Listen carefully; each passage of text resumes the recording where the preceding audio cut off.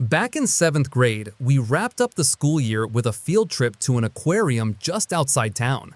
It was called Ripley's Aquarium of the Smokies, a sleek, glass-fronted building nestled right in the heart of Gatlinburg, Tennessee, our little mountain town where the skyline isn't skyscrapers but endless waves of blue-green ridges. The place is surrounded by hills so steep and dense they look like they could swallow you whole. Our science teacher, Mr. Russo, was our assigned chaperone. He wasn't like the other teachers, the ones who walked with stiff shoulders and clipboards clutched to their chests. Mr. Russo was laid back, way too laid back. He'd crack jokes, wander off without much notice, and didn't seem all that interested in enforcing rules. Some of the other groups had stricter teachers who made their students stick together like ducklings. Ours, we had freedom, and we knew exactly how to use it. My friend Aiden and I didn't want to wait around in the aquarium lobby, jammed between loud conversations and slow-moving classmates.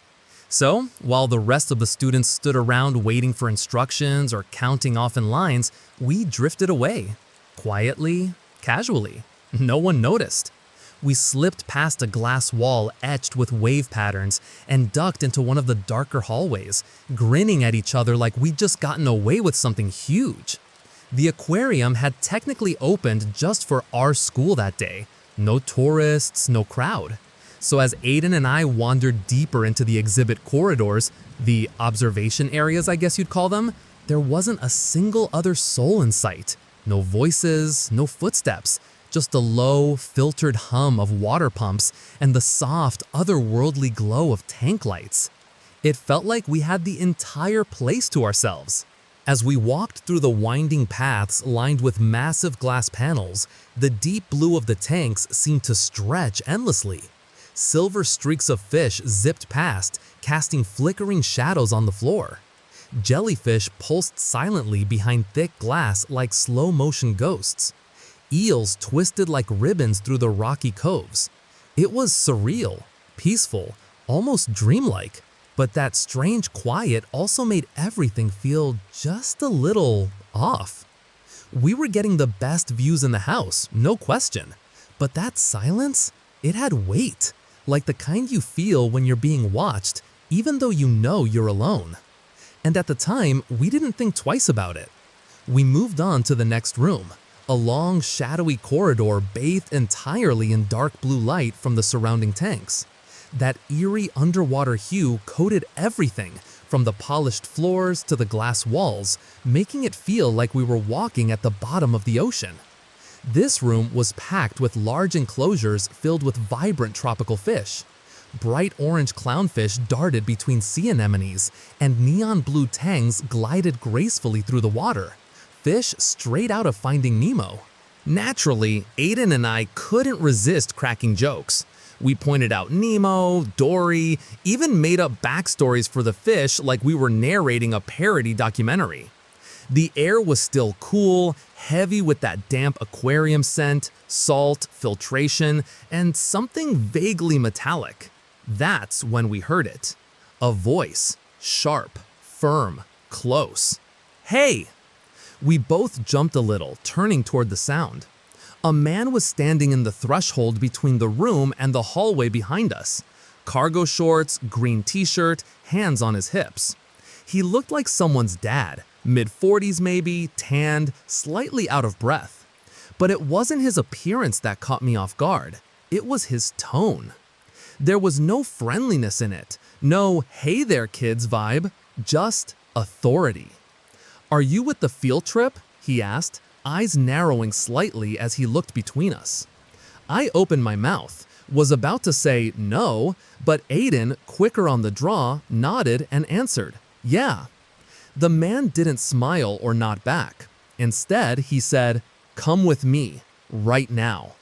No explanation, no reason, just that commanding voice, flat and firm. We both kind of froze for a second, glancing at each other. But we followed. I mean, what else were we supposed to do? We figured he worked at the aquarium, security maybe, and that we'd gotten caught wandering off. But as we trailed behind him, something felt off. He wasn't taking us back toward the lobby. Instead, we veered away from the main exhibit halls and into a much narrower corridor, one that didn't look like it was meant for guests. The lighting changed almost immediately. Gone was the cool blue ambiance of the tanks. Here, the air felt warmer, stale, and the fluorescent ceiling lights buzzed faintly above. We passed the public restrooms on the left, their tile floors visible under flickering lights. On the right, an old directory sign with peeling arrows pointed toward emergency exits and staff-only areas. Exit signs hung above a few doors, glowing dim red. The man didn't say another word.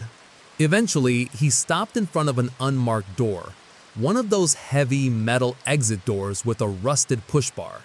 Without turning around, he shoved it open and led us outside. It was like stepping into another world. We weren't in a courtyard, not near the bus loop, not even behind the main aquarium building. We were standing in some isolated back area, concrete underfoot, bordered by a chain-link fence on one side and dense, shadowy woods on the other. There were no signs, no people, no cameras, just a cracked sidewalk and the constant whir of something mechanical nearby, maybe an air handler or an old pump. The sunlight didn't quite reach this spot. It was cooler here, quiet, in a strange, suffocating way. And for the first time, a chill ran up my spine. At some point, as we walked deeper into that strange backlot area, I finally worked up the nerve to ask the man a question. "Do you work here?" I asked, trying to keep my voice steady. "Where are you taking us?" He didn't hesitate. "Yeah," he replied. "I work here. I have to drive you around to the front entrance so they can let you back in." The words came out smooth, too smooth, and just vague enough to make my stomach twist. Back then, in that moment, it almost made sense. At least enough for a couple of nervous 7th graders who thought they were about to be written up or sent to the principal. We were sure we were in trouble. And when you're that age, fear of authority can be paralyzing. So when he led us towards his car, a faded gray sedan parked near the edge of the lot, we didn't fight it. We just followed. Obedient, silent. The doors weren't locked. There were no obvious warning signs. Just that knot of discomfort growing tighter and tighter in my gut. We climbed into the back seat.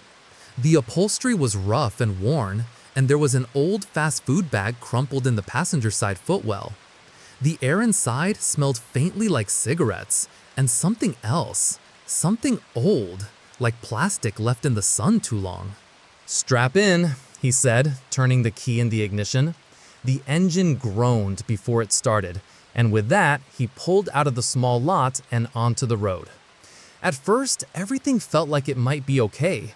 He was heading toward the front of the aquarium, or so we thought. But then, without warning, he turned left, hard. Aiden and I looked at each other instantly, eyes wide, and both blurted out, "Where are you going?" He didn't answer, not a word. Just stared straight ahead, jaw tight, grip fixed on the steering wheel. 5 seconds passed, maybe less, and then we heard it. Click. Both back doors locked in unison. The sound was sharp, mechanical, final. And then came his voice, flat, cold, completely different from before. "If either of you tries to make any moves," he said without looking back, "I'll kill you." It didn't sound like a threat made to scare us. It sounded like a promise. His voice didn't even rise. No emotion, just raw intent. He reached over and opened the glove compartment. And there it was. A knife. Long, broad, with a matte handle and a dull sheen from the light hitting its blade. He didn't wave it around or point it at us. He just let it sit there on his lap, visible, like a warning. I froze. Aiden went pale. Neither of us said anything. The car was suddenly so quiet, I could hear the road beneath the tires and the faint squeak of the suspension with every bump. My heartbeat was thudding in my ears, too loud.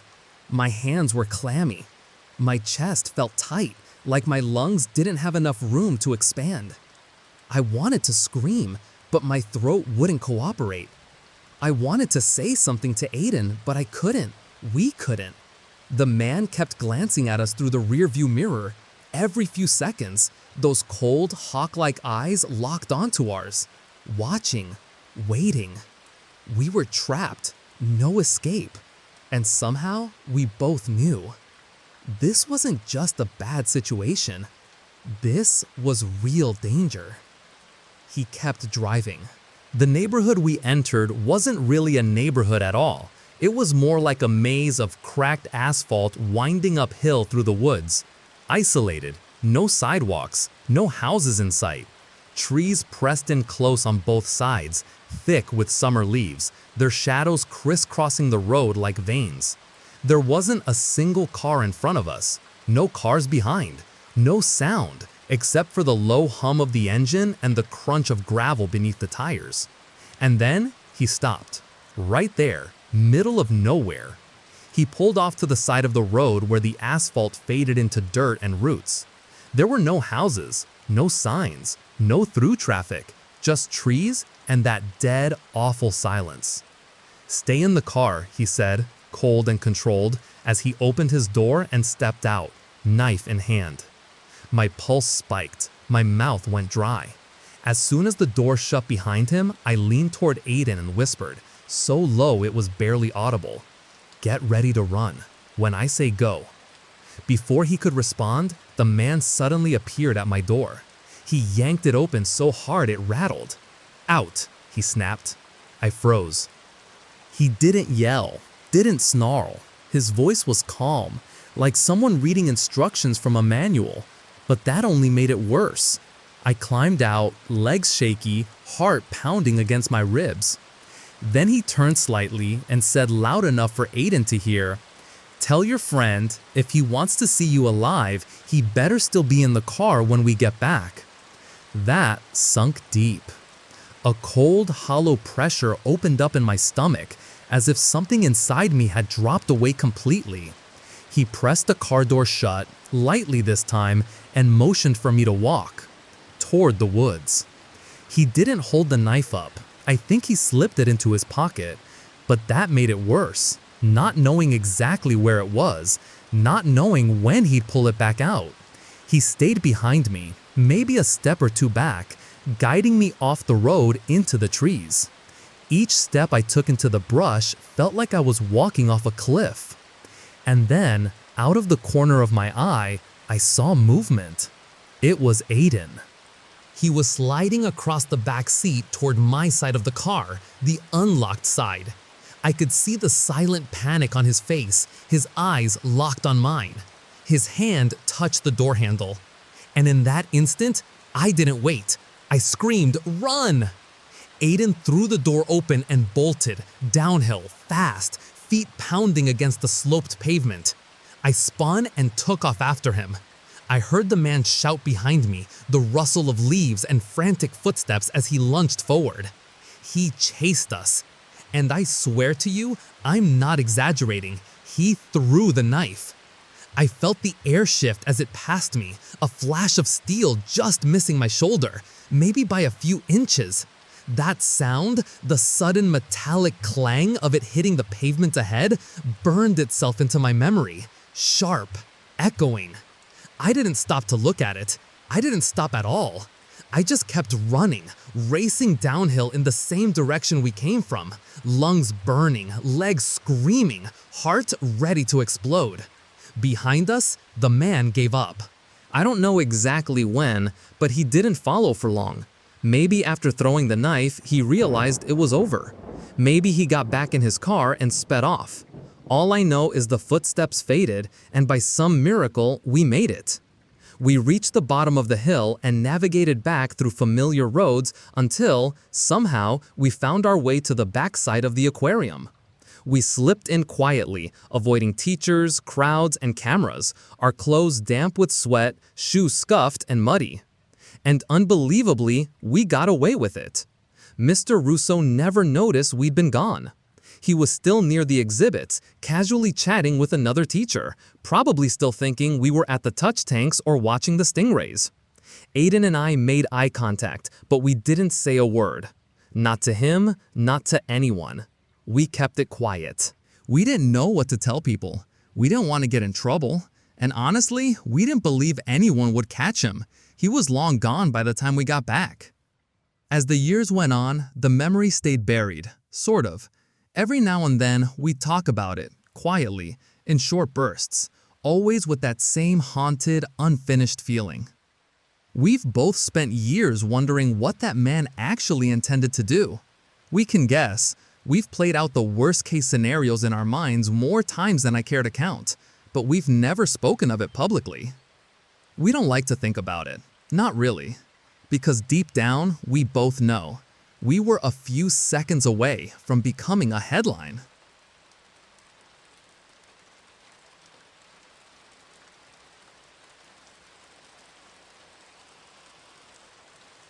Back in 8th grade, the thing everyone in my class was buzzing about, what we all counted down the days for, was our long-awaited field trip to Washington, D.C. Just the idea of leaving home and traveling with friends, staying overnight in a hotel, riding a bus, eating out, it was enough to keep the whole grade talking for weeks. It didn't even matter where we were going, we just wanted the adventure. After weeks of forms, permission slips, and school announcements, the day finally came. The moment we stepped off the buses and into DC, the energy shifted. Everything felt bigger, brighter, real. We were finally there. Our group, about 100 students total, was quickly divided into 3 sections, each assigned its own chaperone, hotel arrangements, and sightseeing schedule. Within those groups, we were paired off into small clusters of 4 hotel roommates, which honestly felt like the best part. Staying in a room with your closest friends, late-night snacks, whispered conversations when the teachers weren't listening, it felt like freedom. Each group was assigned its own coach bus, and each bus had its own route. Over the course of the weekend, we all rotated through different historical landmarks and tourist stops, seeing the best of DC and even parts of the neighboring states. We saw monuments, wandered parks, ate at different local food stops, toured museums, and snapped 100 blurry pictures of every statue and building we passed. It was a whirlwind, exhausting and exciting at once. But then came the final night. To wrap up the trip, and probably as a way to reward us for being relatively well-behaved, our teachers arranged something different: a colonial ghost tour. They made it sound lighthearted, like a fun, spooky little walk to close out our time in DC. It was advertised as an evening walking tour that would guide us through some of America's oldest historical sites, places near village cemeteries, crumbling stone alleyways, and preserved colonial townhomes. Places that carried whispers of the past. I don't remember exactly which city we were in that night. It wasn't DC proper, but somewhere nearby, still within reach of history. I do remember the guides explaining how many of the homes along the tour were empty, left untouched for generations. Not because no one wanted them, but because they were considered historical artifacts, preserved to maintain their original structure, to keep the colonial past alive.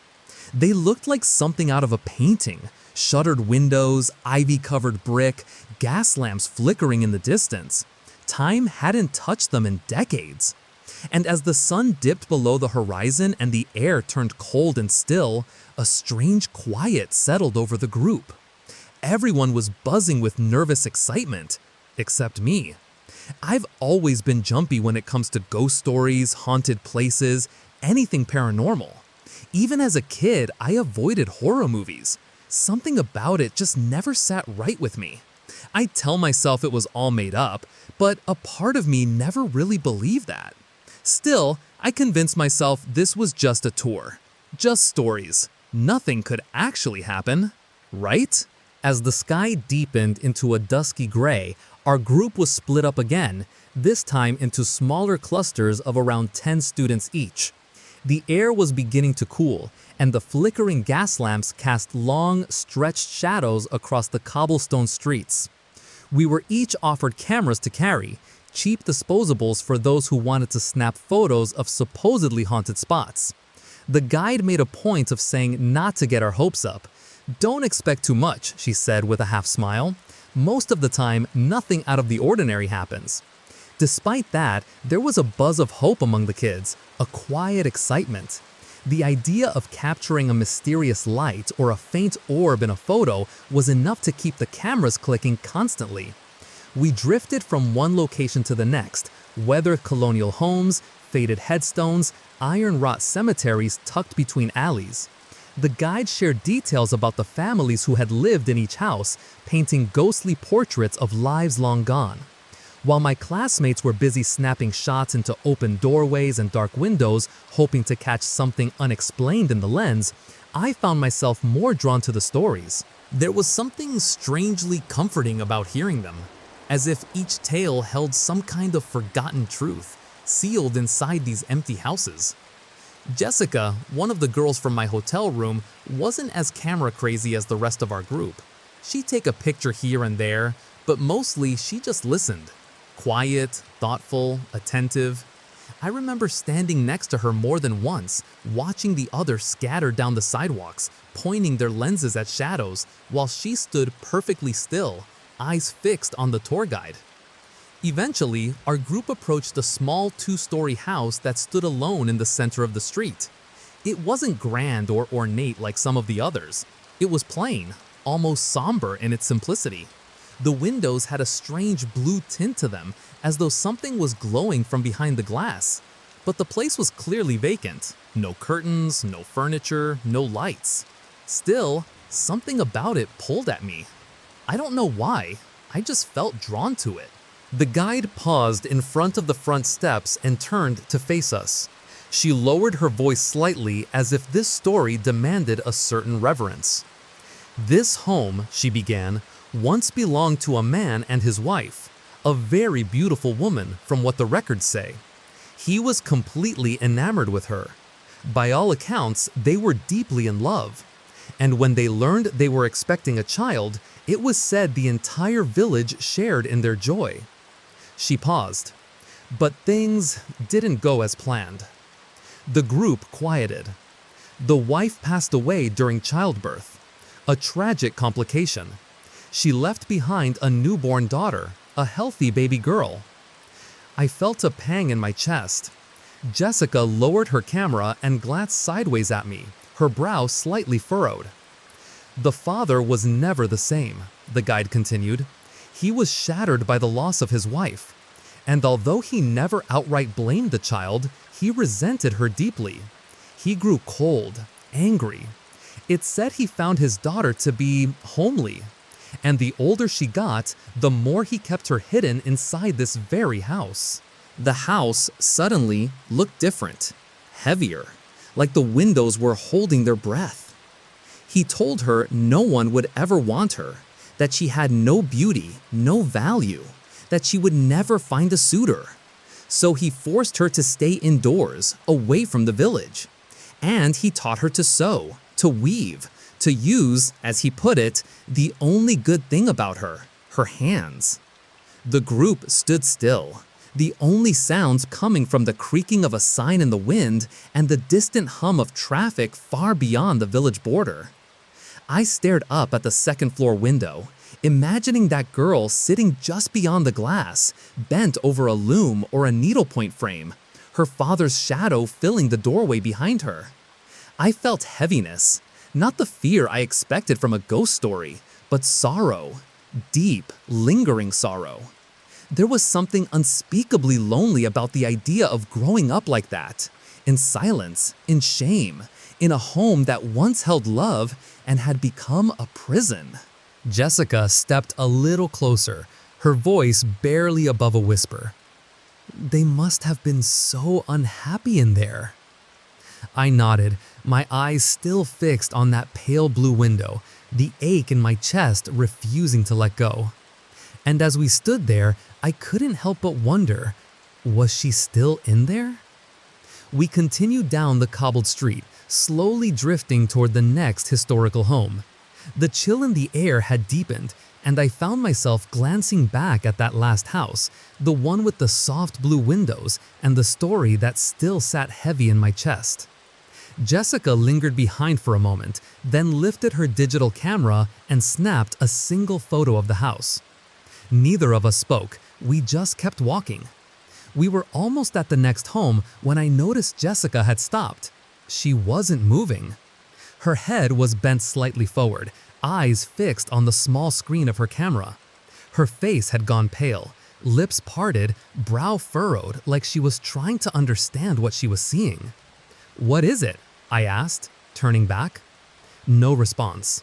I walked over, peering over her shoulder at the photo she'd taken.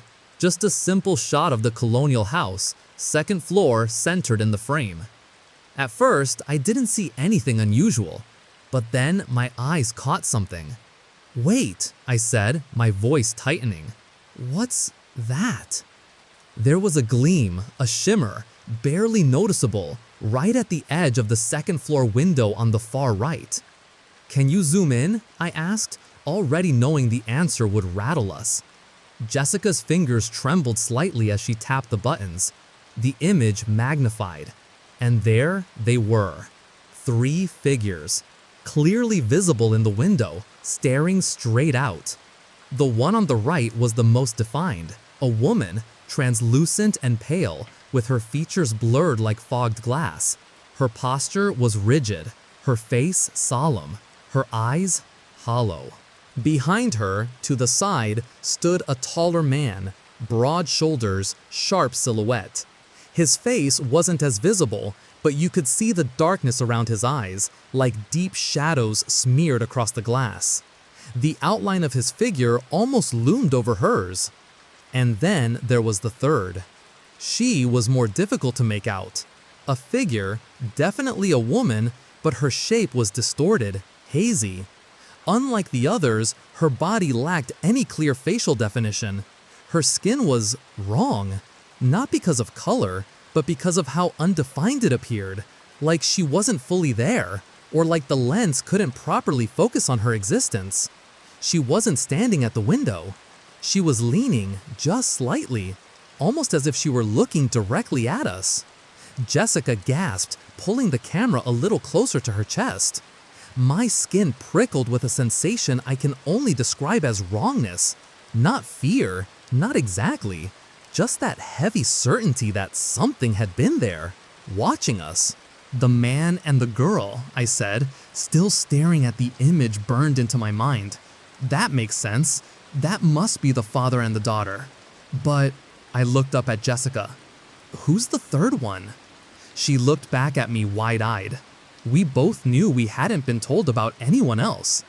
I raised my hand and called out to the tour guide, who was walking a few paces ahead.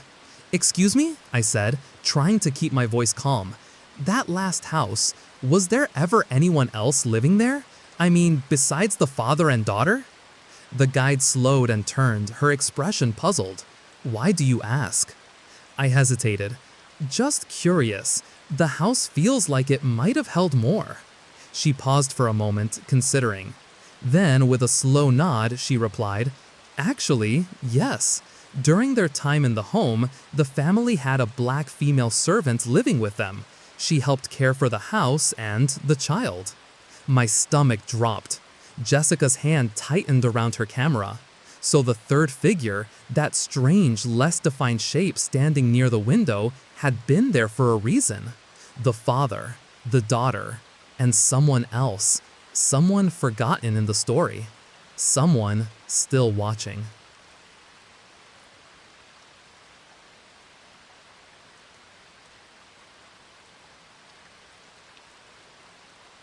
Senior year of high school, our forensics teacher, Mr. Stevenson, somehow managed to convince the administration to approve one of the strangest field trips I've ever heard of, let alone been on. He got permission to take us deep into the woods to visit an abandoned building that, according to him, had once been the site of a major crime scene. To this day, I'm not entirely sure how he pulled it off. I think he must have finessed the details, maybe made it sound like we'd just be observing the perimeter of the building, an educational exercise in field analysis, a harmless outdoor case study. But what we actually did went way beyond that. We didn't just study the outside, we went inside. The building had a reputation, at least according to Mr. Stevenson. It was formerly a drug den used by all kinds of shady people for deals and other illegal activity. And when we pulled up in our school bus and stepped off into the stillness of the woods, I realized just how deeply unsettling the place actually was. The setting didn't feel like the kind of place a school group should be. It was isolated, surrounded by dense forest in every direction. The kind of forest where the trees cluster too close together and block out most of the sky. There was only one narrow road that led up to the property, and it looked almost forgotten. Grass had grown straight through the cracked pavement, pushing up in clumps like nature was trying to erase the road from existence. If you didn't already know where you were going, it's the kind of road you'd never even think to turn down.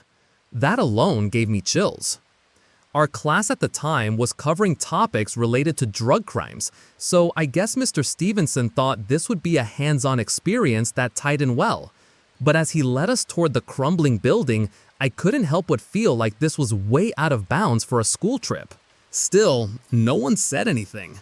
We were high school seniors, and the idea of walking through a real-life crime scene was too strange, too exciting to pass up. The building itself was towering, made of weather-worn brick and rusted steel supports. Vines had crept up the sides of the structure, strangling broken windows and cracked concrete. Every corner of it felt wrong, cold, abandoned, but not empty. Mr. Stevenson walked us through the front entrance like he'd done it 100 times before. No hesitation. He even started pointing things out, as if he were giving a tour, which was the weirdest part. He knew things, details, history.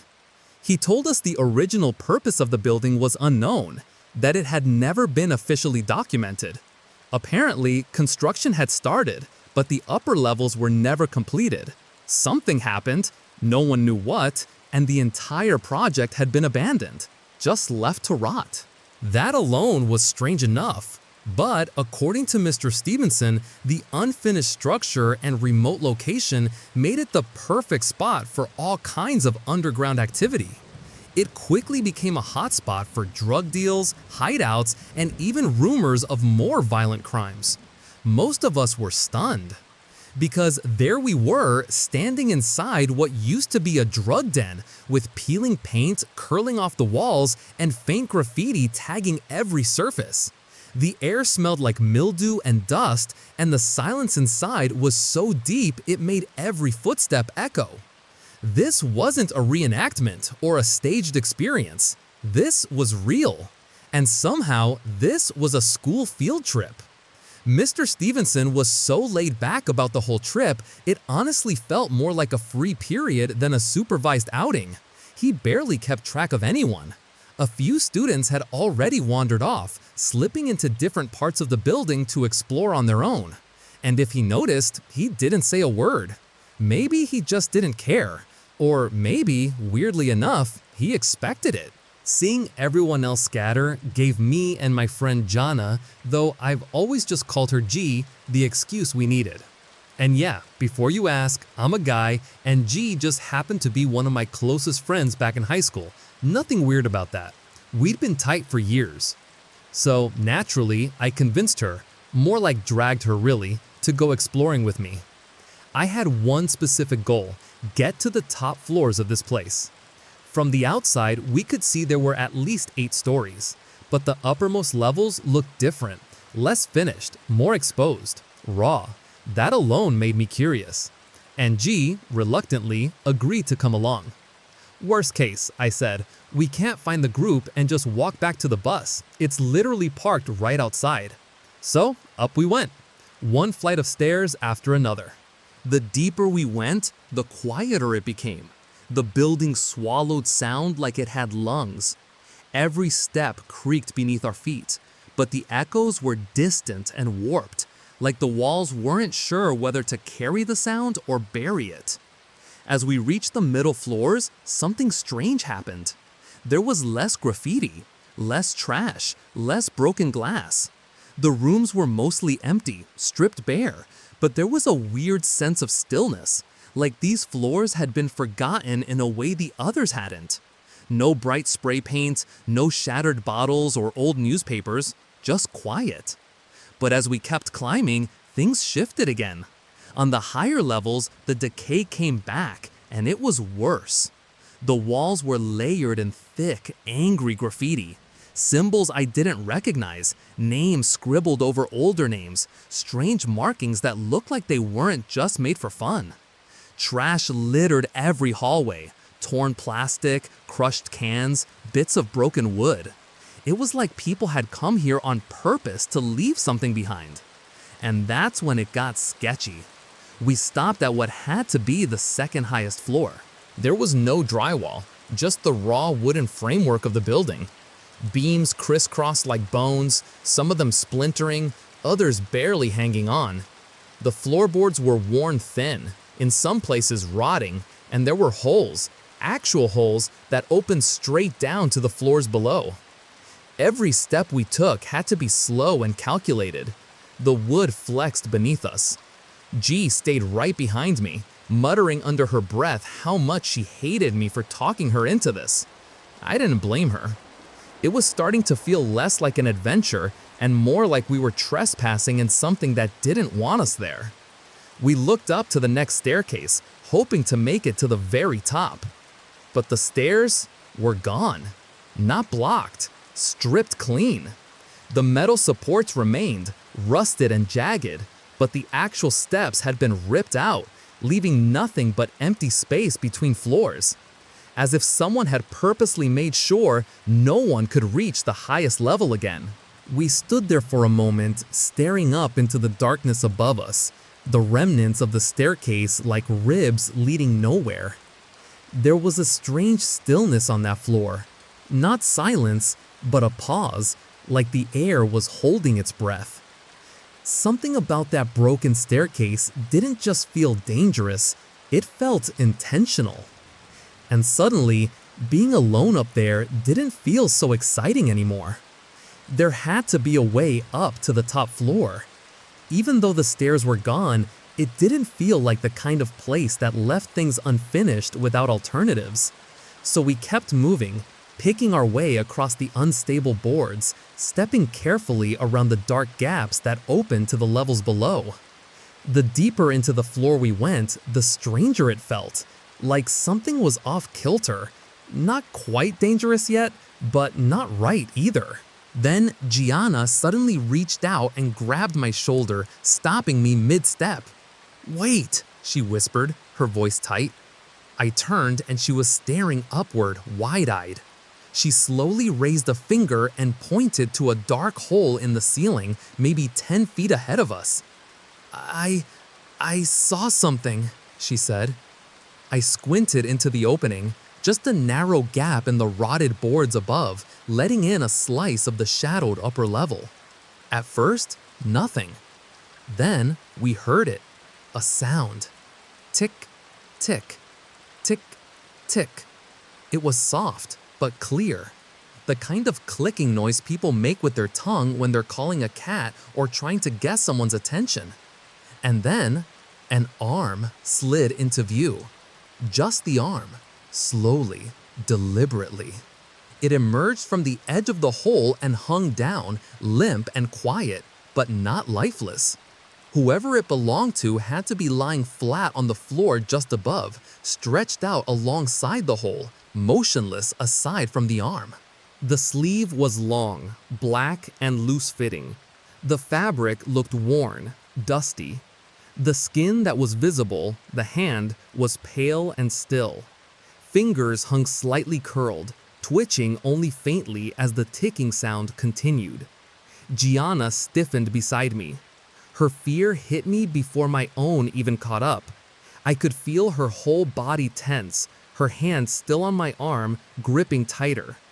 I let out a small nervous laugh, mostly for her sake, but I won't lie. It was unsettling. Really unsettling. "Let's go back down," she whispered, barely audible. I hesitated. It didn't look threatening, not yet. Just weird. Strange enough to provoke curiosity, not immediate danger. So, trying to brush off the tension, I called upward, "Hey, how do we get up there?" No response. Just the ticking sound again, softer now. And then the hand started to move, waving us up, slowly, repetitively, like it was inviting us. Not with urgency, not with words, just that quiet, deliberate gesture. Tick, wave, tick, wave. That was the moment it stopped being interesting. That was the moment it became terrifying. I turned to Gianna and nodded quickly. Okay, yeah, let's go. No sooner had I said it than the arm slid out of sight. Gone. Then we heard it. The sharp scrape of a shoe dragging quickly across the wood right above us. Whoever had been lying beside the hole was now getting up. And we couldn't see them, couldn't hear them anymore. Just felt them moving, right above us. Move, I said, nudging Gianna hard. My stomach was knotted. I didn't want to wait and see what happened next. We turned and started back toward the stairs as quietly as possible, but every creak in the wood beneath us suddenly sounded too loud, too slow, too close to whatever was now shifting overhead. We were almost out of the upper level, just a few steps from the stairwell corridor, when it happened. A loud crash erupted behind us, sudden, violent, like something heavy slamming into wood and splintering it apart. We spun around instinctively. Across the wide open layout of the floor, at the very opposite end of the room, stood a man, or at least someone in the shape of a man. He was facing the wall, his body hunched slightly, and it looked like he just jumped through one of the floor holes from above. There was debris scattered around him, boards still wobbling from the impact. And then, without moving his body, he turned his head to look at us. Not fully, just the head, a slow, almost mechanical movement. His face, there was something off about it. Too sharp, too pale, expressionless, yet deeply wrong. His eyes were fixed, wide and blank, like he was trying to study us or target us. His clothing didn't help either. It wasn't typical of an urban explorer or squatter. No camera, no gear, just dark clothes, ill-fitting and stained, like they hadn't been changed in weeks. He didn't look curious. He didn't look lost. He looked dangerous. He looked unstable. I didn't say anything. I just ran, grabbed G's wrist, and we bolted. Down the stairs, one flight, then another, then another. Our footsteps echoed like thunder in the hollow concrete shaft, mixing with our ragged breathing. After 3 levels, I turned, pure instinct, and glanced back up the stairwell. And there he was, at the top, standing perfectly still, his head slightly tilted, looking straight down at me. My blood went cold. "Go!" I shouted to Gianna. She didn't hesitate. We kept going, down another flight, then another. 5 floors in total, non-stop. Each step felt slower than the last. My legs were burning, my lungs were raw, but fear kept us moving. I risked one more glance upward. He was closer now. He wasn't walking casually, he wasn't stomping after us, but he was definitely following. That was the moment it hit me.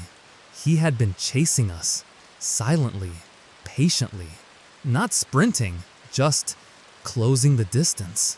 When we finally hit the ground floor, I turned and looked up one last time, half expecting to see his face right above us, just feet away. But he was gone. The stairwell was empty. I didn't trust it. Not for a second. Then, from somewhere off to the side, we heard a voice. "Hey, where were you two?" Mr. Stevenson. Just hearing a familiar adult voice, normal, grounded, real, sent this wild rush of relief through me. I actually laughed. Not because it was funny, God no, but because we had made it. We were safe. Gianna wasn't laughing. She looked shaken, face pale, lips pressed together, eyes wide. She was genuinely disturbed. Mr. Stevenson walked up to us, frowning. "Where the hell were you?" he asked. We didn't sugarcoat it. We told him the truth. Everything. The upper floors, the missing stairs, the arm in the ceiling, the man, the chase.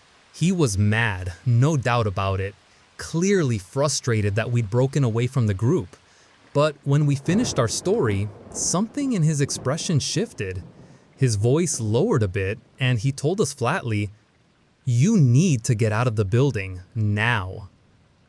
The other students who had wandered off earlier had already returned. Whatever exploring they'd done, it hadn't taken them anywhere near what we'd seen. Everyone seemed oblivious, chattering as if nothing had happened. When we got back to the bus, Mr. Stevenson did a head count, then another, then one more. He checked, double-checked, and triple-checked. I don't think it was just about caution anymore. I think he wanted to make sure no one was missing. The rest of the group still considered the field trip a success. Most of the students said they'd learned a lot about drug environments, the architecture of abandoned spaces, the realities of crime scenes. But for me and Gianna, it wasn't educational. It wasn't exciting. It was the most horrifying thing we've ever experienced.